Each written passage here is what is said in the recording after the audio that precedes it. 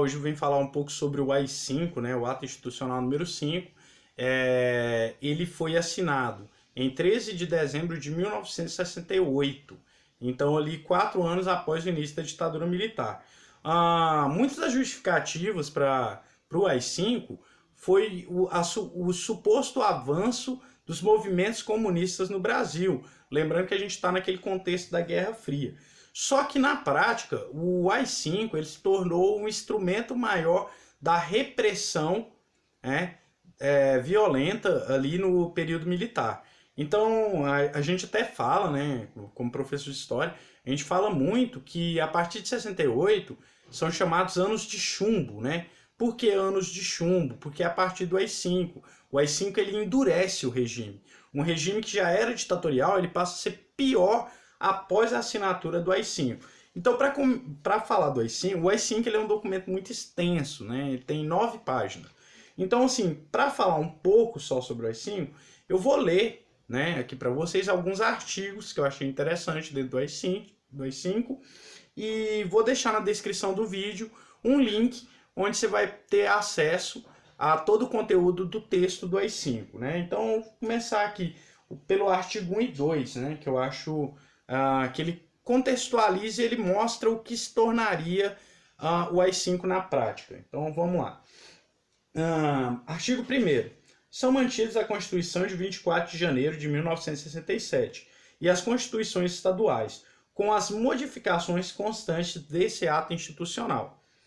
Artigo 2º. O Presidente da República poderá decretar o recesso do Congresso Nacional, das Assembleias Legislativas e das Câmaras de Vereadores por ato complementar, em estado de sítio ou fora dele, só voltando os mesmos a funcionar quando convocado pelo Presidente da República. Isso aqui é muito importante, porque já no 2º artigo do documento, ele estabelece que o Poder Executivo ele vai ter uma maior atuação e ele vai suprimir, em alguns casos, o Poder Legislativo. No caso do recesso, caso fosse decretado o recesso, né, do Congresso Nacional, como de fato aconteceu, foi decretado o recesso do Congresso Nacional, ele só poderia atuar mediante a solicitação do presidente. Então, o que mostra que o poder legislativo ele passa a ser inferior ao poder executivo nesse contexto. Outra questão, outro ponto desse ato institucional que é muito interessante para a gente estar falando é sobre o artigo número 5, né, que é da suspensão dos direitos políticos. Então, a partir desse ato também, há a prerrogativa da suspensão dos direitos políticos, né, que seria manifestação pública, votar e ser votado, participação nas instituições sindicais e tudo mais.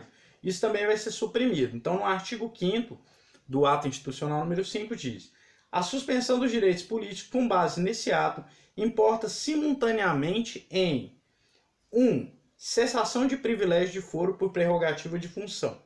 2. Suspensão do direito de votar e ser votado nas eleições sindicais, né? Então você não pode participar do sindicato. 3. Proibição de atividades ou manifestações sobre assuntos de natureza política. E 4. Aplicação, quando necessário, das seguintes medidas de segurança: A. Liberdade vigiada. B. Proibição de frequentar determinados lugares. E C. Domicílio determinado. Isso é muito importante até para os próprios manifestantes que pedem a volta de um suposto AI-5. Por que é importante? Porque, veja bem, nesse inciso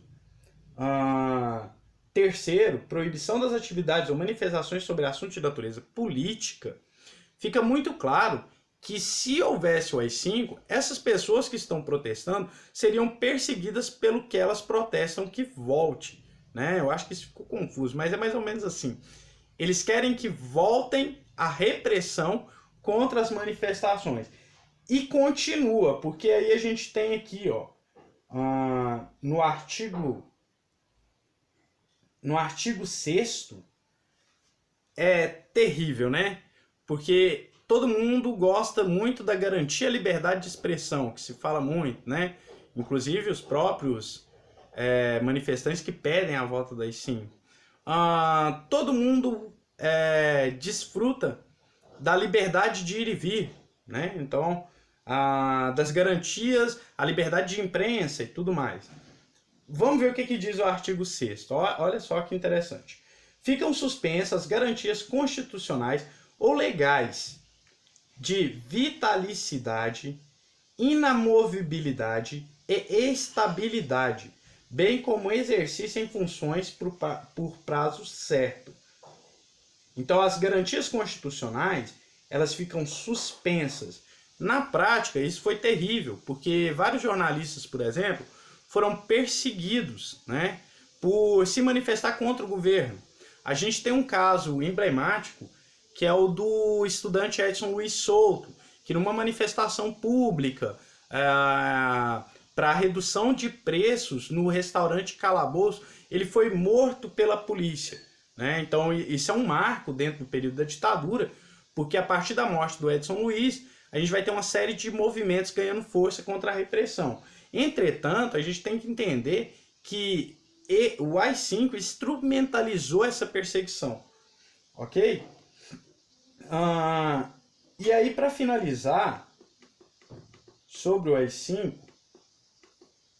eu vou ler o artigo 10 do AI-5, né? Que explica por que muita gente sumia no período da ditadura. Às vezes aparecia, ficava preso por muito tempo e às vezes nem aparecia. Fica suspensa, então artigo 10, fica suspensa a garantia de habeas corpus nos casos de crime político contra a segurança nacional e a ordem econômica e social e a economia popular. Ou seja, quase todo tipo de manifestação ao governo poderia ser tipificado aqui como crime político, né? E aí entra outras questões também, como prisões arbitrárias, sem investigação, sem julgamento, que levavam as pessoas a desaparecer. Em contrapartida também, eu quero trazer aqui um pouco sobre o artigo 142 da Constituição de 88, porque é um artigo que é muito citado também nas manifestações como a forma que abriria a brecha para uma intervenção militar.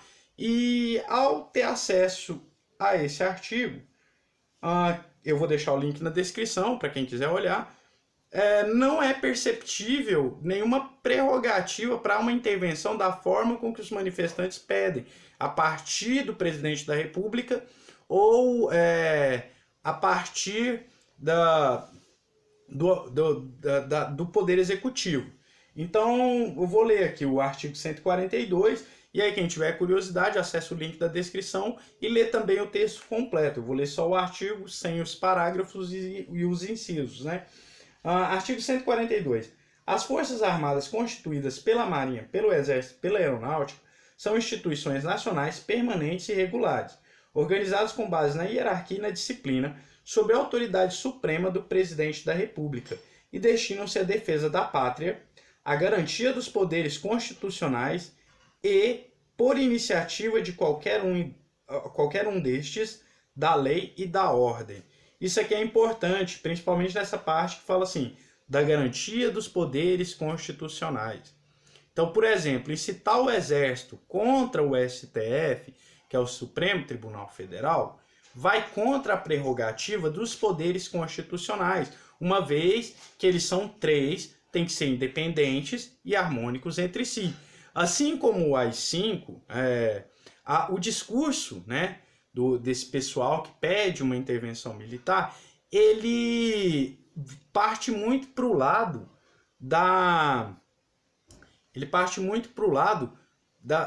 restrição da liberdade, das garantias constitucionais, e vai contra a ordem democrática. Porque eles partem do pressuposto de que o Poder Executivo pode fechar o Congresso, pode depor o presidente do Legislativo, pode prender juízes do STF e entre outras baboseiras, digamos assim, que eles trazem à tona dentro do discurso dele. Pessoal, esse foi o vídeo de hoje. Se você gostou, dá um like no vídeo, compartilha o vídeo aí com a galera. E por hoje é isso aí, pessoal, valorizando sempre a educação, beleza? Até mais.